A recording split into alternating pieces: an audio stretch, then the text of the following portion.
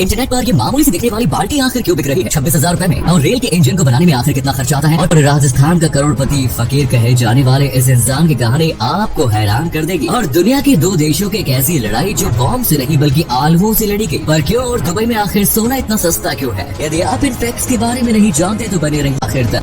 Plastic की बाल्टी कितने में मिलती है? वेल 100-200 में तो मिल ही जाती होगी, लेकिन अमेज़न पर प्लास्टिक की एक बाल्टी इतनी ज्यादा कीमत पर बेची जा रही है कि जिसे सुनकर आपके घर में पड़ी 100 रुपए की बाल्टी के भी होश उड़ जाएंगे। अमेज़न पर मिल रही प्लास्टिक की इस बाल्टी की कीमत है 25,999 रुपए। बाल्टी की ये कीमत 28% डिस्काउंट मिलने के बाद है। बाल्टी की ओरिजिनल प्राइस है 35,900 रुपए। हैरानी की बात यह है कि 25,999 रुपए की ये बाल्टी स्टॉक में सिर्फ एक ही बची है। नंबर 4, ट्रेन को खींचने वाले एक अकेले इंजन को देखकर क्या आपने कभी सोचा है कि इस शक्तिशाली इंजन को बनाने में कितना खर्च आता होगा? वेल, इंडियन रेलवेज के द्वारा 2 प्रकार के इंजन का निर्माण किया जाता है। डुअल मोड लोकोमोटिव के निर्माण में 18 करोड़ रुपए, वहीं 4500 HP लोकोमोटिव के निर्माण में लगभग 13 करोड़ रुपए का खर्च आता है। भारतीय रेल के सभी इंजन का निर्माण अपने ही देश में किया जाता है। नंबर 3, वर्ल्ड वॉर 2 के दौरान एक अमेरिकन नेवल डिस्ट्रॉयर ने जापानीज सबमरीन के साथ हुई लड़ाई आलू की मदद से जीती। दरअसल इस अनोखी लड़ाई में अमेरिकन डिस्ट्रॉयर का गोला बारूद खत्म हो गया। तब उन्होंने माइंड गेम खेलना शुरू किया। उन्होंने जापानीज सबमरीन की ओर आलू फेंकना शुरू कर दिया। बेचारे जापानियों ने आलू को ग्रेनेड समझ लिया और वहाँ से भागकर अपनी जान बचाने में ही भलाई समझी। नंबर 4, डॉक्टर घासीराम वर्मा ये वो नाम है जिन्हें राजस्थान का करोड़पति फकीर कहा जाता है। और ये नाम इसलिए मिला क्योंकि वो लड़कियों की पढ़ाई के लिए अब तक करोड़ों रुपए दान कर चुके हैं। अब 95 साल के हो चुके डॉक्टर घासीराम पेशे से एक मैथमेटिशियन है और वो अमेरिका में रहते हैं, लेकिन वो अपनी जड़ों को नहीं भूलते। 20 साल पहले रिटायर हो चुके घासीराम को पेंशन और उनके द्वारा किए गए इन्वेस्टमेंट से हर साल 68 लाख रुपए मिलते हैं। इनमें से 50 लाख रुपए वो लड़कियों की शिक्षा के मिशन पर खर्च कर देते हैं। अपने इस मिशन को आगे बढ़ाने के लिए वो हर 3 महीने में राजस्थान आते हैं। डॉक्टर घासीराम अब तक 28 हॉस्टल, 21 स्कूल और कॉलेज की स्थापना और संचालन में मदद कर चुके हैं। इनकी वजह से हजारों लड़कियों को शिक्षा हासिल हुई।